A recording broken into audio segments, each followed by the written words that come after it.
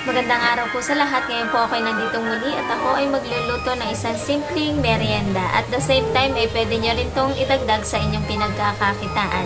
Sa mga nagtatrabaho po dyan, pwede nyo itong gawing sideline. Lalo po ngayon na bare months na. Kailangan po natin ng dagdag income. At ang gagawin po natin ay isang simpleng palitaw. Pero ang gagawin natin ay dalawang version. Yung isa ay original palitaw at yung isa ay palitaw with cheese. Pero bago ang lahat, inaanyayahan ko kayo na bisitahin ng aking channel, ang Tipid Tips at Timbang. Marami pa kayong makikitang negosyo idea doon na sa maliit lang na puhunan. Pindutin mo na din yung subscribe kung hindi ka pa nakaka-subscribe. Pindutin mo na din yung bell upang ma-notify ka pa sa mga susunod ko pang mga video. At mag-like ka na din. At syempre, mas okay kung i-share mo din upang makatulong ka sa ibang mga misis o yung mga gustong kumita na nasa bahay lang, na sa maliit lang na puhunan ay makakapag-umpisa na sila, magkakaroon sila ng idea. Kaya kung interesado ka sa video ito, samahan mo ako at sabayan ako sa aking pagluluto.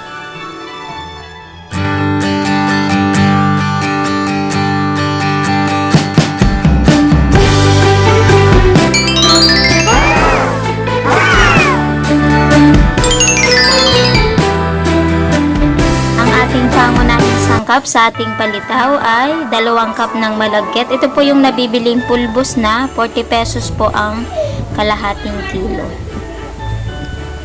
At ang ating kinayod na niyog. At ang ating linga. Ito po ay sinangag ko na kanina. 10 pesos yung bili ko pero hinati ko siya sa 2. At ang ating puting asukal.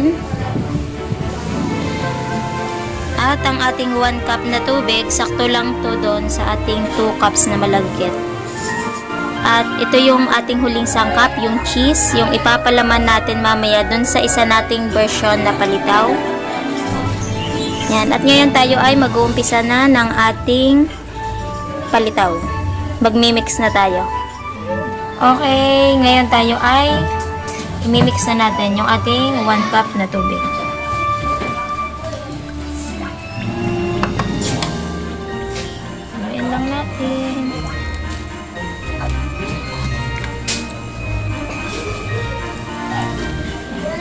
Mix lang natin ito.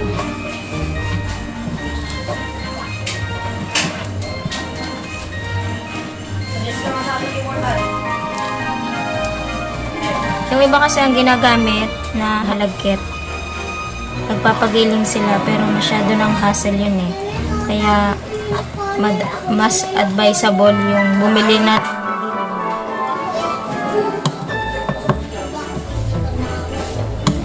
kakamayin na natin, pero bago natin kamayin ay maghugas muna ng kamay, pero ako nakapaghugas na. Mix lang natin ng ayos.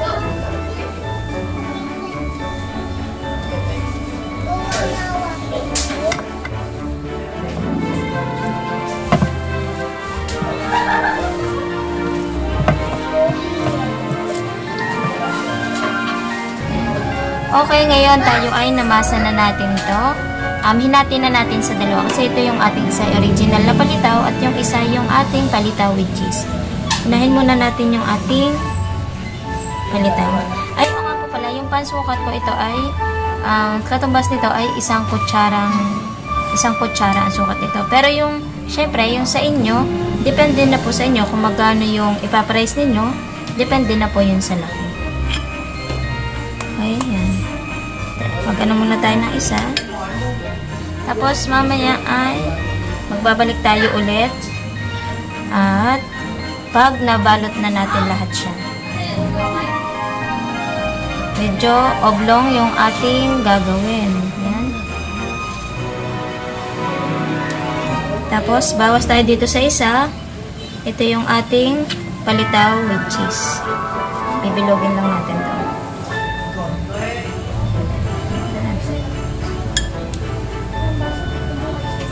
Lang natin. Tapos, ganun lang natin at para may space yung ating cheese.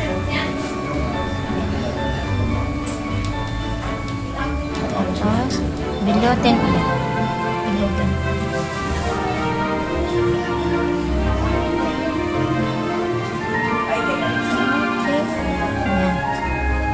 Ayan, bilog na. Okay, mamaya tayo ay magbabalik ulit. Tatapusin ko muna lahat. Ayan. Okay, ngayon guys, tayo ay tapos na. Doon sa ating original na palitaw ay naka 12 pieces tayo. At dito sa ating palitaw with cheese ay naka 11 pieces. Okay, ngayon ay isasalang natin ito kasi may pabulak na tayong tubig. Yan, okay ngayon guys. Yan, nabulak na. Ang una muna natin isasalang ay yung ating original version na palitaw.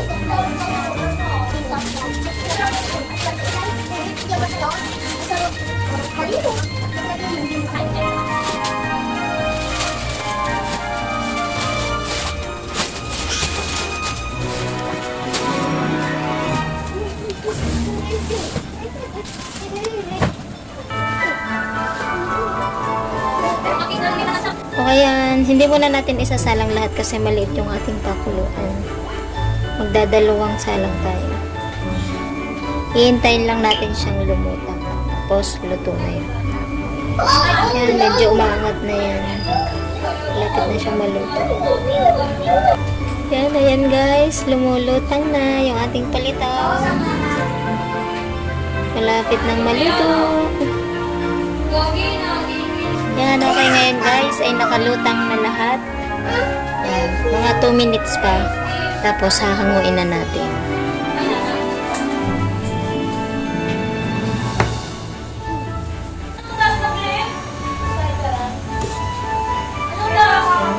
At mas maganda po kung may sando kayong butas-butas na ganyan.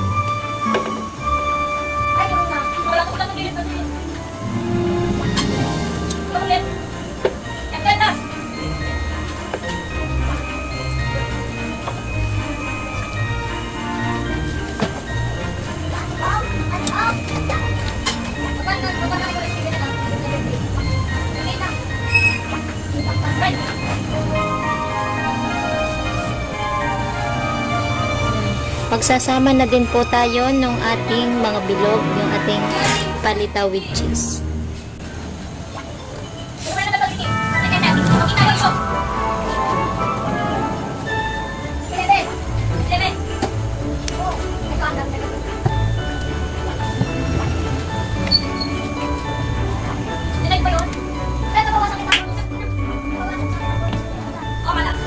Okay, nauna pong lumitaw yung ating original na palitaw.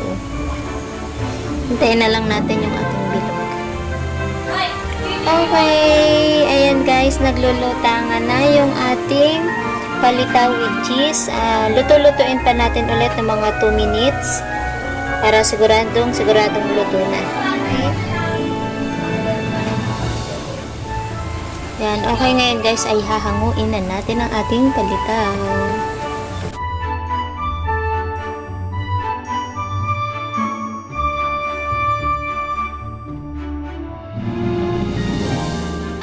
Okay guys, ngayon tayo ay tapos na. At ang unahin muna natin yung ating original na palitaw. Tapos ilalagay natin sa ating bilao. Pero wag nyong, halimbawa kung paninda ito, wag nyo muna isasama yung asukal kasi magtutubig po iyon. Nyog lang po muna ang ating ilalagay. Yan, sasalang po natin. Nadikit. Tapos, ilagay lang po natin sa ating bilao. Maliit lang po yung ginamit natin kasi maliit lang naman yung atin. Pero kung pambenta ito, syempre, malaki na yung kailangan yung bilao.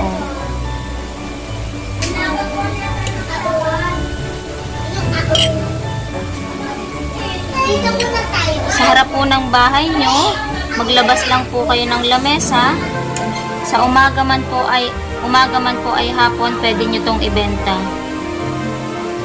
Lagyan nyo lang sa harap ng bahay nyo. Bibili na po niyan.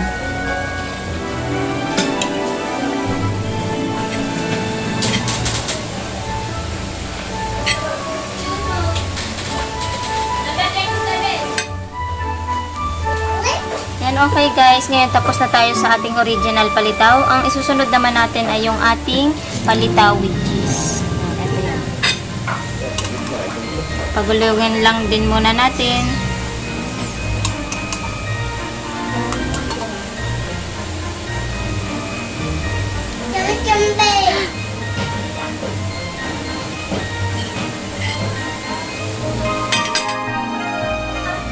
Yan, okay guys, ngayon tayo ay tapos na. Nalagyan na natin lahat ng niyog. Wala pa siyang asukal. Pero syempre, para magandang tingnan, pwede naman nating budburan siya ng linga para maganda siyang tingnan sa ating lalagyan. Yan.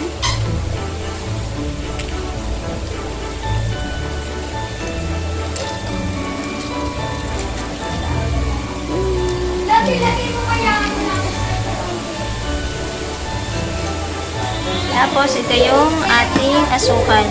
Okay, ngayon guys, pwede nyo po itong gantong gawin, order, depende na po sa rami. Kasi kapag nandito na po kayo, kung talagang type nyo siyang gawing negosyo, magko-costing lang po kayo para sa dami po nung inyong gagawin, ilalagay sa isang lalagyan. At saka, depende na din po kung magkano ang ipepresyo ninyo. Pero maganda din po yung kitaan dito. Siyempre, mas mahal po kung merong palaman sa loob. Ayan.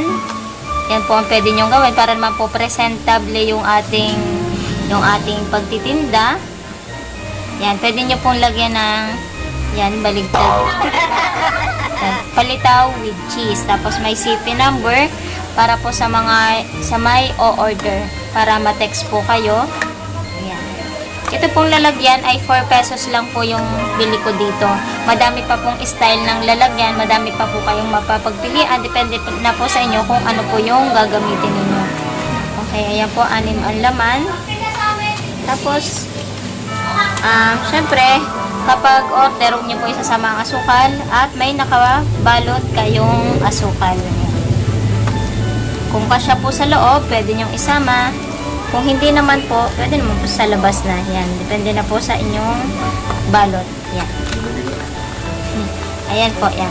Sa may mga nagtatrabaho po dyan, pwede nyo pong i-order ito. Yan. Basta maganda lang po yung ating balot. Basta presentable. Siyempre, ito yung ating bilao. Ito yung ating pwedeng ipan-display sa ating labas. Sa malaking bilao. Ayan, ilagay nyo lang po dyan at mabibili na po yan. Pwede pang umagang tinda at pwede rin pang hapon. Pwede din naman po sa maramihan. Yung kalahati po ay original flavor at yung kalahati naman po ay yung iba't ibang flavor. Okay?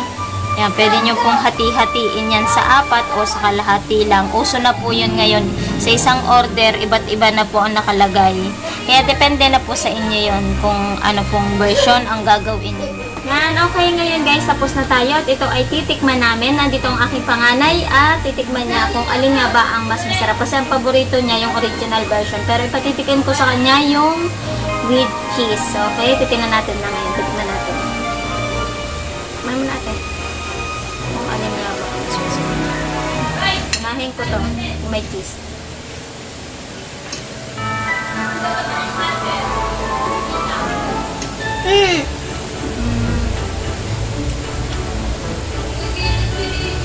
Masarap. Masarap din yung cheese kasi nagaano yung alat at saka yung tamis niya. Masarap yung with cheese. Pero kanina, nung mainit pa to, yung cheese niya tunaw. Nag-melt siya. Pero ngayon medyo malamig na siya kaya namuuna ulit. Pero masarap. Masarap ba? Type mo ba ate may cheese? Masarap? Ano mas type mo? Di ba type mo yung original na palitaw? Ngayon, ano mas gusto mo sa dalawa? Yung may cheese. May cheese? Yan. Masarap po. Okay. Alam nyo ba nung unang gumawa ako nitong palitaw, akala ko hindi siya lulutang kasi di ba may palaman. Tapos parang mabigat na.